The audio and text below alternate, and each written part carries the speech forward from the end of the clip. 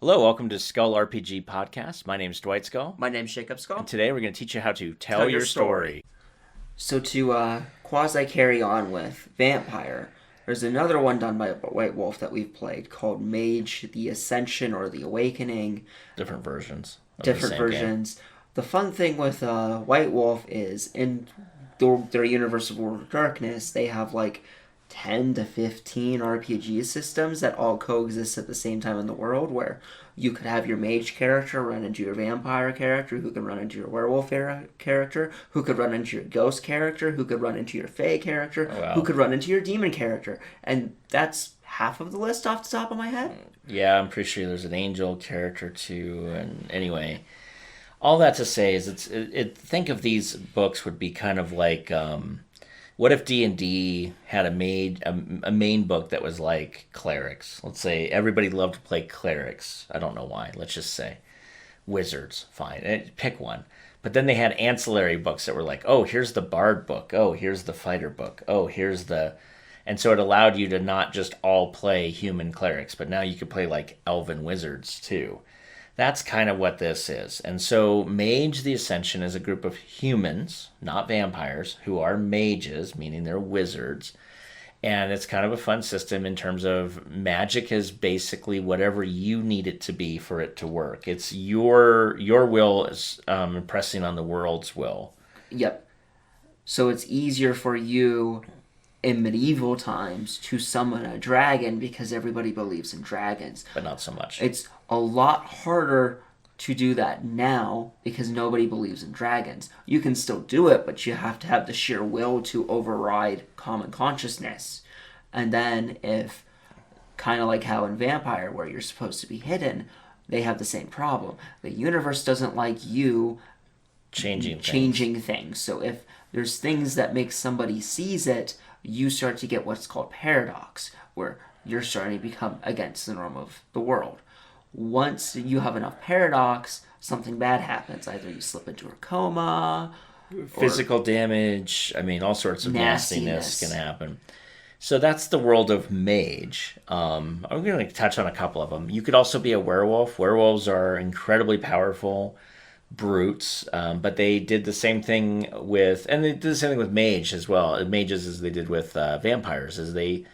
Every one of these books has different sects or factions or whatever you want to call it, groups that have their own way of doing things and inside of their little bit variations on a theme. So when you're playing Vampire the Masquerade, normally you come across a werewolf. You're not really caring what its philosophical background is. But some werewolves have the ability to do things that other werewolves can't do, just like some vampires can do things that other vampires can't do, just like some mages can do things that other mages can't do. It's the same kind of concept. And because of that, you might be... So certain sects of vampires might be able to deal and basically just talk their way out of fighting that werewolf because they have enough of a common ground that they can agree to disagree to leave. Right. Where some might not be able to just because of the differences in the philosophy between the different organizations of. Exactly. And that would be the same for, again, there's different types of ghosts. There's different types of fae or fairy. There's different types of demons even in their world. And so the one advantage of if you've loved to play Vampire the Masquerade and you haven't tried any of the ancillary books, you may want to. Just note that any of the books that are based on kind of humans, you're going to feel kind of let down by the amount of power.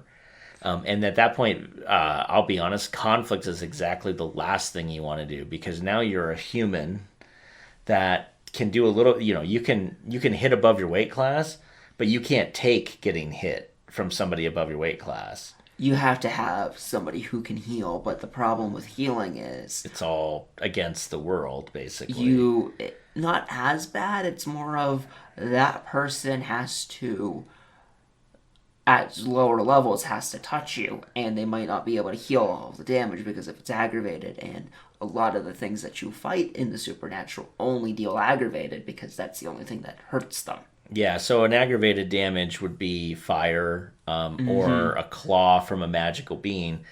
Normal damage would be from a gun, a sword, type of thing. And so you have to be able to do something in order to affect. It makes sense. In order to affect a being that's not of this world, you need to have something that does not of this world type of damage. And outside of fire, there's not a lot. That list isn't that big for what mortals have access to, like normal, not mages. Yeah. But normal people, for instance. So the advantage of Mage is that you can play humans, you can play in the world of darkness, you can fight vampires and werewolves, and I really by fight I mean you can interact with vampires and werewolves. Because fighting them would be, you can do it. It's just really, really tough. And it's different than like a vampire against a vampire, which is tough in Vampire the Masquerade, but nowhere near as tough as if the human doesn't have the ability to do like 7 attacks around because they can't move fast. The vampires are balanced because even a Ventru can hold its own against a Bruja because of their abilities. Right. Fort helps you. Yeah. The blood soak. But if you're human, you don't have any vampiric abilities and you're living. So if I shoot you in the heart or if I take out your liver, if I take out the vampire's liver, it's not going to kill him.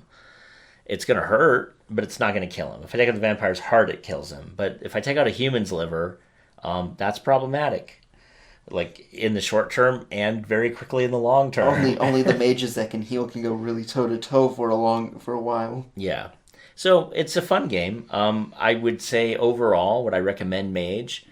I'm more of a Vampire the Masquerade type of person than I am a Mage, but I wanted to let you know that if you don't want to play a dark game, Mage is a really good way to get into the world of darkness where you could play good human mages that are out to help the world. Our last game that I was running for you guys were like a detective agency in the 1800s, turn of the century, for as mages, and you guys actually did a lot of good helping the people around you to stave off some of the weird oddities that were happening from the supernatural world into the normal world. Mm-hmm. So if you want to play in the world of darkness without having to be a blood-sucking evil thing with a demon inside their body, you could do Mage, absolutely. And then just note that maybe the things you have them fight are not on the caliber of, elder vampires, but more on the caliber of like weird other things happening in the world. Like we did a Fae campaign, and we did other things where, weird things were happening into the planet we were dealing with. So that's my suggestion for Mage if you're interested, or any of the other games. Hey, thanks for listening. And for more resources, please go to skullrpg.com.